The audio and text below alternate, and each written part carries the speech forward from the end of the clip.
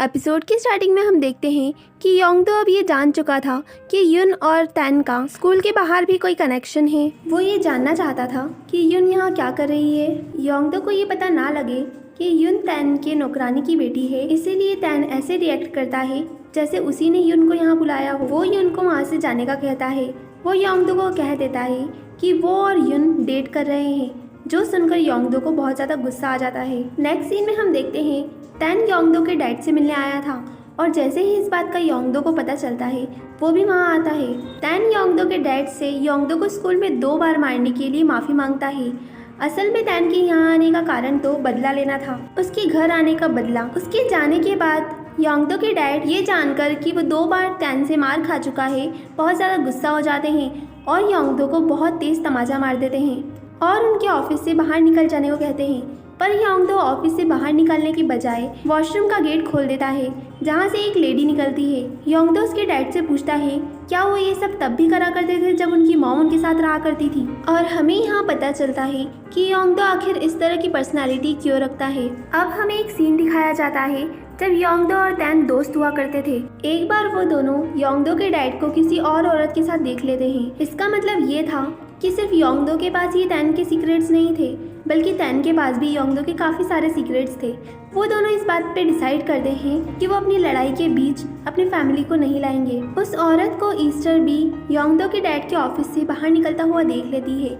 वो यहाँ समझ जाती है कि कुछ तो गड़बड़ चल रही है, जिसके बाद वो मिस्टर युन से भी मिलती है और उसके बर्ताव से हम ये साफ समझ जाते हैं कि अभी भी ईस्टर मिस्टर युन को पसंद करती है। यहाँ इन दोनों को साथ योंगदो के डैड देख लेते हैं और उन्हें इन दोनों के रिलेशनशिप पर शक होता है। यहाँ हम केई को देखते हैं जो बहुत ज़्यादा परेशान थी क्योंकि योंगदो अब सारी सच्चाई जान चुका था। केई को इतना ज़्यादा परेशान देख युन की माँ उसके हथेली की मसाज करने लगती है और यहाँ केई को रियलाइज़ होता है कि इस घर में अगर कोई उसकी असली में परवाह करता है तो वो सिर्फ युन की माँ है। तभी वहाँ तैन आ जाता है। केई उससे योंगदो के बारे में पूछती है।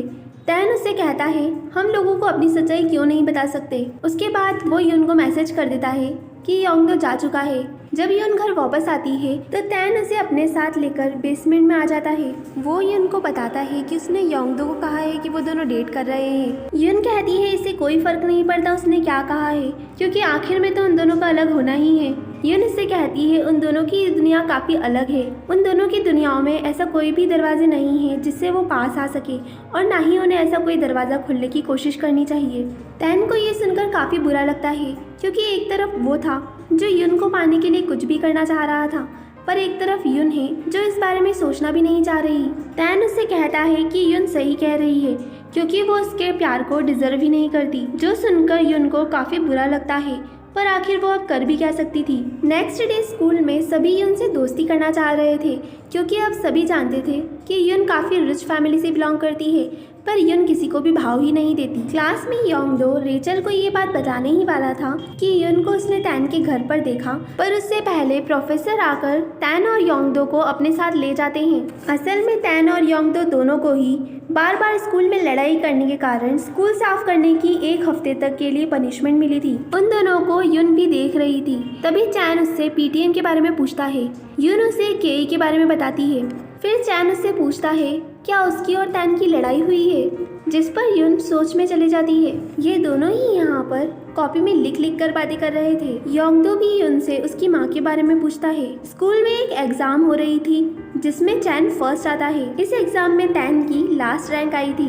तैन ये नहीं चाहता था कि युन उसके इतने कम मार्क्स देखे, इसलिए वो युन को लिस्ट देखने ही नहीं देता। स्कूल से एक कैंप लगने जा रहा था जिसमें योंगदो और तैन दोनों ही नहीं जा रहे थे, पर जैसे ही ये बात योंगदो को पता चलती है कि कैंप में युन भी जा रही है, वो तुरंत हाँ कह देता है। रेचल तैन से कहती है उसे इस बात से कोई फर्क नहीं पड़ता कि वो किससे प्यार करता है, पर ये सगाई नहीं टूट सकती, क्योंकि अगर ये सगाई टूटी तो इसका खामियाजा उसका परिवार बिजनेस में भरेगा। रेचल की इस बात से तैन को कोई फर्क नहीं पड़ता और इस बात के कारण रेचल को और ज़्यादा चिढ़ हो जाती है। नेक्स्ट सीन में हम देखते हैं मिस्टर युन वॉन से मिलने आते हैं। वो जब होटल पहुंचते हैं तो एक आदमी को वहां से बाहर निकलता देखते हैं। जिस आदमी को वो पहले भी हॉस्पिटल में देख चुके थे।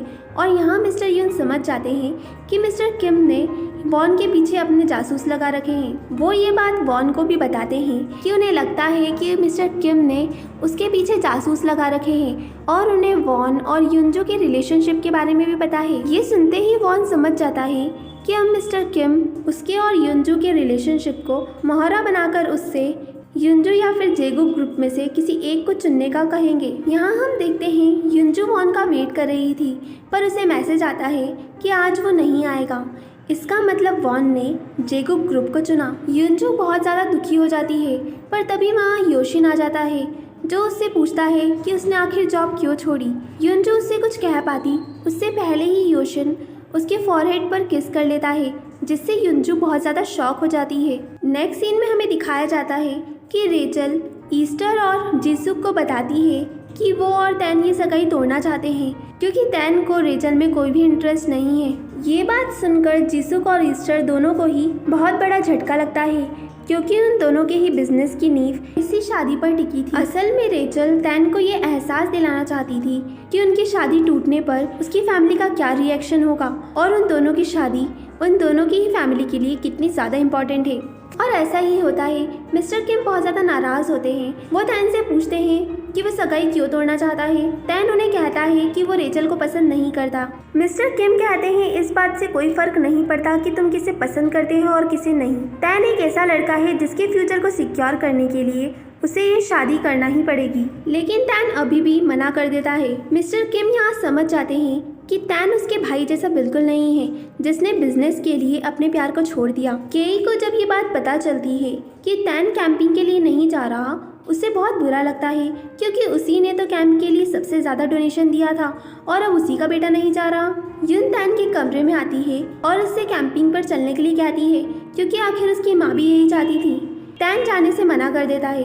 युन वहाँ से जाने ही वाली थी, तभी तैन उसे बैक हग कर लेता है। वो युन से कहता है चाहे उनके बीच कितनी भी दीवारें आ जाए, पर वो ऐसा दरवाज़ा बना ही लेगा जो उन दोनों को साथ ले आए। तैन की बातें सुनकर युन खुश तो होती है, पर उसे डर भी लग रहा था। नेक्स्ट डे सभी कैंपिंग के लिए पहुंचते हैं। यहाँ योंगदो युन की कैंप लगाने में हेल्प करता है और म्योंगसू उन दोनों की पिक्चर क्लिक कर लेता है। स्कूल में हम तैन और योशिन को देखते हैं और यहाँ इन दोनों की बातों से हमें पता चलता है कि योशिन पहले सुसाइड करने की कोशिश कर चुका है, जिस कारण उसका डिप्रेशन से ओवरकम करने के लिए अभी भी मेडिकेशन चल रहा है। योंगदो अभी भी युन को काफ़ी ज़्यादा चेस कर रहा था। चैन बोना को लेकर अकेले में जाता है और म्योंगसू इन दोनों की भी पिक्चर क्लिक कर लेता है। खाते वक्त भी योंगदो युन का अटेंशन ग्रैब करने की पूरी कोशिश कर रहा था, पर युन तो उस पर ध्यान ही नहीं दे रही थी, जिस बात के कारण योंगदो सभी से कह देता है कि आज रात के खाने के बर्तन युन मांजेगी। बर्तन मांजने के बाद योंगदो युन से पूछता है कि आखिर वो ऐसा क्या करे जिससे युन उस पर ध्यान देगी, क्योंकि उसे बिल्कुल भी पसंद नहीं है जब युन उसे इग्नोर करती है। इसके बाद युन तैन को कॉल कर रही थी, तभी उसे रेचल देख लेती है और इसी बात पर उसे एक जोरदार तमाचा जड़ देती है। वो उसे दूसरा चाटा मार पाती उससे पहले योंगदो उसका हाथ पकड़ लेता है और कहता है उसे बिल्कुल पसंद नहीं जब कोई युन को परेशान करता है, क्योंकि युन को परेशान करने का हक सिर्फ योंगदो का है। योंगदो युन को लेकर दूर आ जाता है। उन दोनों में कुछ बात हो पाती उससे पहले वहाँ तैन आ जाता है। योंगदो तैन को जलाने के लिए युन को गले लगा लेता है और इसी के साथ हमारा ये एपिसोड यहीं एंड हो जाता है। आगे की कहानी जानने के लिए स्टे ट्यून्ड। बाय।